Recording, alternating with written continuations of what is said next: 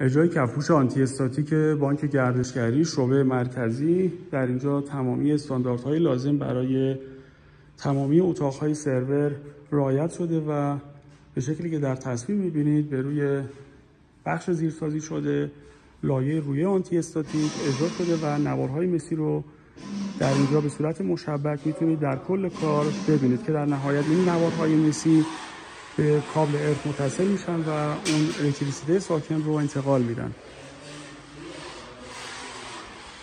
محصولات شرکت سیم ساختمان آبادگران در اینجا استفاده شده که در نهایت ما با یک کفپوش آنتی استاتیک با خواص رسانه‌ای بسیار بالا نتیجه اون شد توضیحی که بطوری که برای این کار به ما از طرف کارفرما داده شد یک ژتون دستی و با ماله دستی بود که به دلیل سیبی که نیاز داشتن از مال پروانه نمیشد استفاده کنن و با همین شرایط ما زیرسازی لازم رو براشون انجام دادیم.